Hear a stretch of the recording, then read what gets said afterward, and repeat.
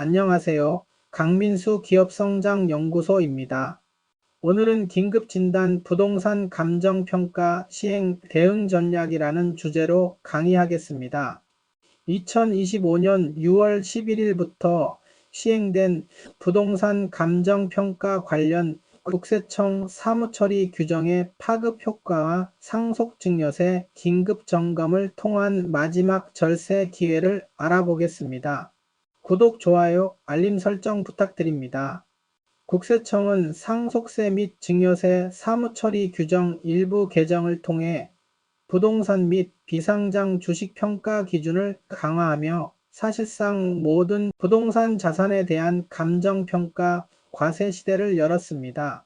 이는 특히 법인 소유 부동산을 보유하고 있거나 비상장 주식의 증여 및 양도를 계획 중인 대표님들께 전례 없는 세금 부담 증가로 다가올 것입니다. 만약 몇 개월 안에 법인 대표님의 세금이 2배로 늘어날 수 있다면 믿으시겠습니까? 또는 평생 모은 100억 원 자산에서 10억 원을 세금으로 추가로 더 내야 한다면 어떠시겠습니까? 이는 단순히 가정이 아니라 2025년 6월 11일부터 현실화된 매우 중요한 변화입니다. 과거의 절세 방식은 더 이상 유효하지 않게 되면서 많은 기업인과 자산가들이 혼란을 겪고 있습니다. 그러나 다행히도 법 개정 이후에도 아직 기존의 유리한 평가 방식을 적용받을 수 있는 마지막 절세 시간이 남아 있습니다. 상속세 및 증여세 사무처리 규정 개정의 배경에 대해 살펴보겠습니다. 첫 번째, 과세 형평성 제고입니다. 국세청은 이번 개정의 주요 이유를 과세 형평성 제고를 위한 감정평가 사업 대상 확대라고 명시하고 있습니다. 이는 실제 거래 가치와 과세 표준 간의 괴리가 컸던 고가 부동산 및 일부 자산에 대한 과세를 현실화하려는 정부의 의지입니다. 두 번째 배경은 세원 확대입니다. 과거에는 공시지가나 기준시가가 일반적으로 시세의 약 60% 수준에 불과하여 실제 가치보다 낮은 금액으로 상속증여세가 과세되는 경우가 빈번했습니다. 국세청은 이러한 시가 불균형이 조세 형평성을 저해한다고 판단했습니다. 이번 개정안의 가장 중요한 변화는 상속증여세 부과 대상 재산에 대한 감정평가 적용 범위가 개인 소유 부동산뿐만 아니라 법인이 보유한 부동산까지 전면적으로 확대되었다는 점입니다. 첫 번째, 개인 부동산 감정평가 대상이 확대되었습니다.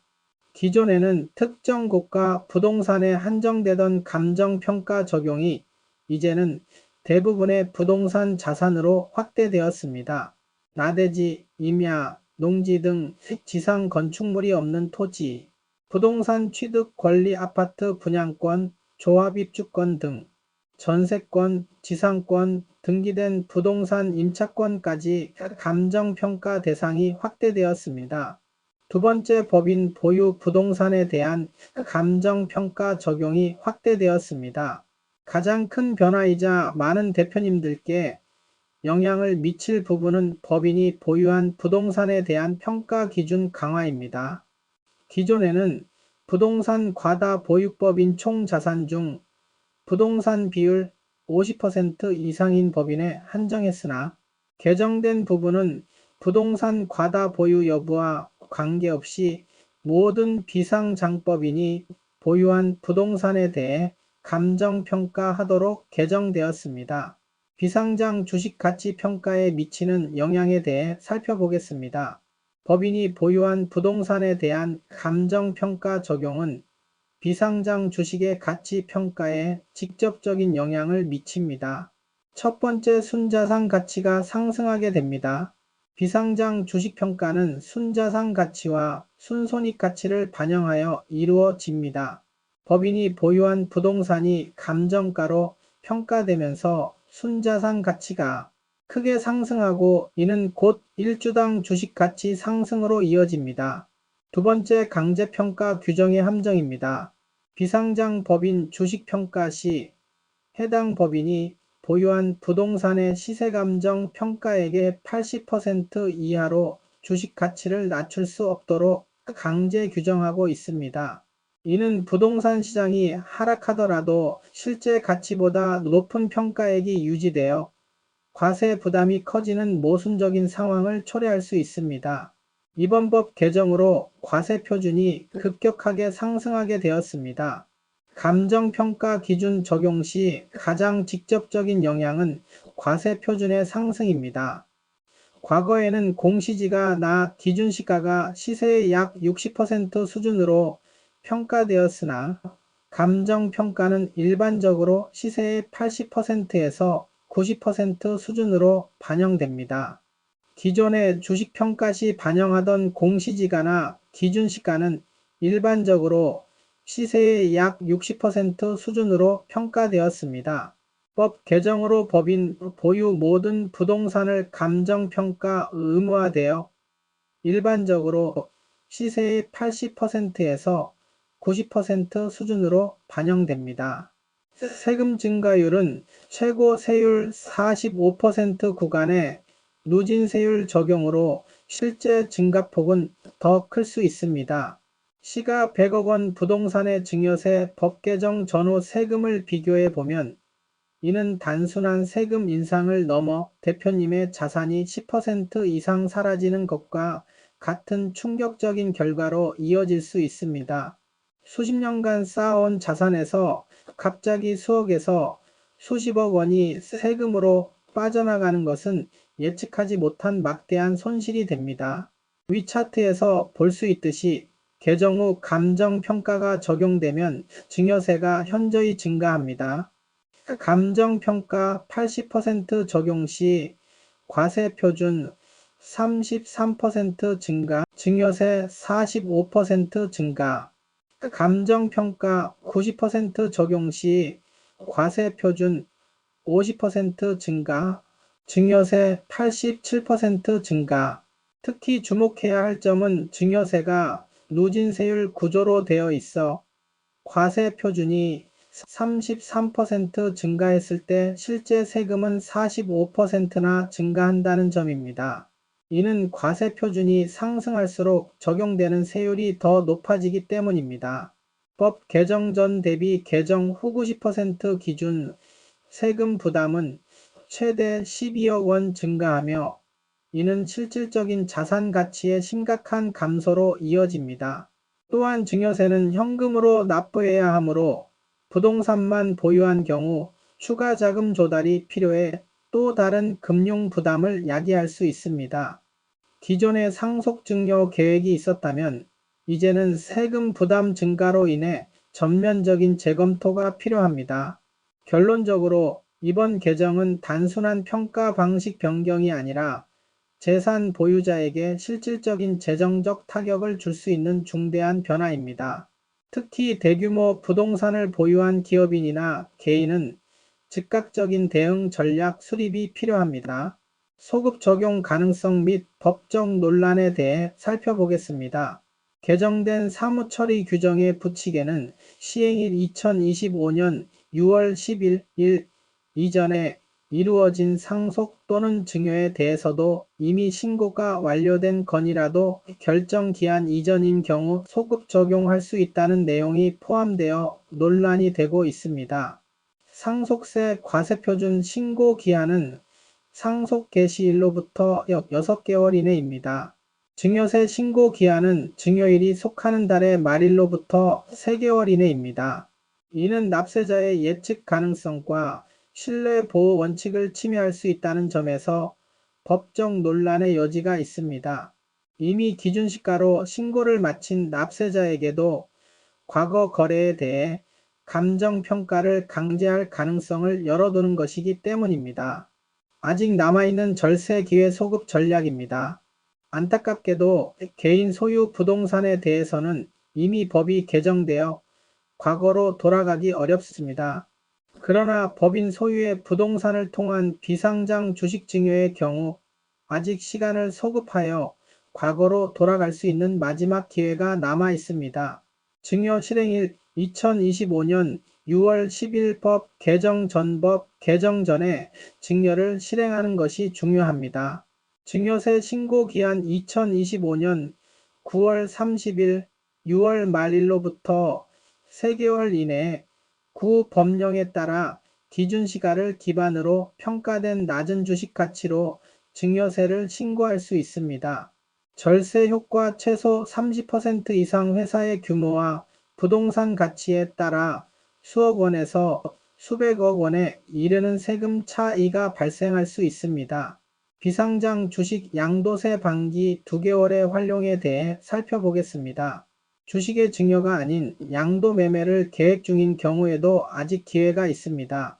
비상장 주식 양도세 신고는 반기별로 이루어지며 해당 반기 말일로부터 2개월 이내에 신고해야 합니다.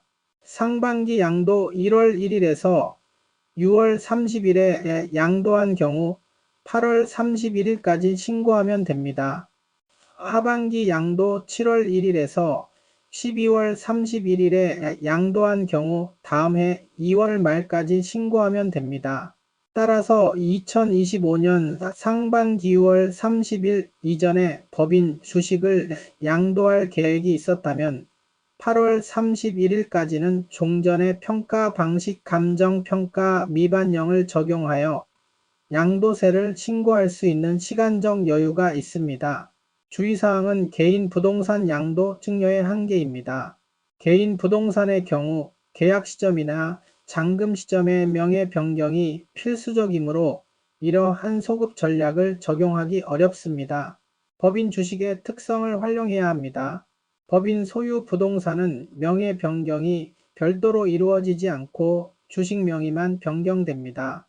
주식 명의 변경도 외부에 즉시 공시되지 않아 신고 기한까지의 시간을 활용할 수 있습니다. 완벽한 준비가 중요합니다. 소급 전략은 매우 정교하고 완벽한 준비가 필요합니다. 사소한 실수라도 큰 세금 문제로 이어질 수 있으므로 반드시 전문가의 도움을 받아야 합니다. 전략적 대응 방안으로 사전 준비 사항입니다. 보유한 부동산의 예상 감정 평가액을 사전에 확인하여 향후 세금 부담 증가폭을 예측해야 합니다. 이는 증여 양도 계획 수립의 기초 자료가 됩니다. 개인 자산과 법인 자산의 현황, 법인의 재무제표 순자산, 순손익 등을 면밀히 분석하여 비상장 주식가치 평가에 미칠 영향을 파악해야 합니다. 경험 많은 전문 세무사 및 가업승계 전문가 등과 함께 시뮬레이션을 진행하여 각 시나리오별 예상 세금액과 절세 효과를 정확히 파악해야 합니다. 실행 순서입니다. 소급 전략을 포함한 절세 계획의 성공적인 실행을 위해서는 다음과 같은 절차를 꼼꼼히 따라야 합니다. 첫 번째, 법인 자산 구조 및 주주 구성을 분석합니다. 현재 법인의 자산 구성 부동산 비중 등과 주주 구성 가족 관계, 지분율 등을 명확히 파악합니다. 두 번째, 감정가 예상 시뮬레이션을 돌려봅니다. 전문가와 함께 부동산 감정가 적용 시 법인 주식 가치의 변동을 예측하고 이에 따른 증여, 양도세 부담을 구체적으로 시뮬레이션합니다. 세 번째, 주주 구성을 시뮬레이션합니다. 주식 이동 후의 주주 구성 변화가 향후 지배 구조 및 승계 계획에 미칠 영향을 예측합니다. 네 번째, 시기 결정 및 신고 스케줄을 확정합니다. 가장 유리한 시기를 결정하고 증여일 또는 양도일을 기준으로 증여세 3개월 룰 또는 양도세 반기 2개월 룰 신고 기한을 정확히 확인하여 신고 스케줄을 확정합니다. 추가적인 절세 팁을 설명드리겠습니다. 소급 전략은 마지막 기회이지만 장기적인 관점에서 고려할 수 있는 다른 절세 방안들도 함께 검토해야 합니다. 첫 번째, 비과세 증여 공제를 최대한 활용합니다. 배우자, 자녀, 손자녀 등 인적 공제 한도의 자녀 5천만 원, 손자녀 2천만 원 등 10년 주기 공제를 최대한 활용하여 세금 부담을 줄입니다. 두 번째, 자녀법인 활용 방안입니다. 기존 법인과 별도로 자녀 명의의 법인을 설립하거나 활용하여 자산을 분산하고 증여 목적에 맞는 자산 이전을 계획합니다. 세 번째 양도시 자금 출처 마련입니다. 주식을 증여가 아닌 양도할 경우 수증자인 자녀가 주식 매입 자금에 대한 명확한 자금 출처를 마련해야 합니다. 네 번째 부담보증료 검토입니다. 채무를 함께 넘기는 부담보증료는 증여세와 양도세를 동시에 고려해야 하지만 특정 상황에서는 전체적인 세금 부담을 줄일 수 있는 대안이 될 수 있습니다. 결론입니다. 전문가와 함께하는 신속하고 꼼꼼한 대응이 필요합니다. 2025년 6월 11일부터 시행된 부동산 및 법인 주식평가 기준의 변화는 자산 이전 계획을 가진 법인 대표님들께 중대한 영향을 미치고 있습니다. 특히 법인 소유 부동산의 감정평가 적용 확대는 비상장 주식 가치 상승으로 이어져 막대한 상속 증여세 부담을 야기할 것입니다. 현재 남아있는 3개월과 2개월 신고기간을 활용한 소급 전략은 법인 소유 부동산 관련 절세의 마지막 기회가 될 수 있습니다. 그러나 이 전략은 매우 복잡하고 꼼꼼한 설계가 요구되며 사소한 실수라도 큰 손실로 이어질 수 있습니다. 2025년 6월 11일 이후에는 아무리 후회해도 되돌릴 수 없는 세금 부담이 현실이 될 것입니다. 지금이야말로 바쁘시더라도 잠시 시간을 내어 전문가와 함께 대표님의 자산 현황을 점검하고 미래를 위한 현명한 플랜을 수립해야 할 때입니다. 감사합니다.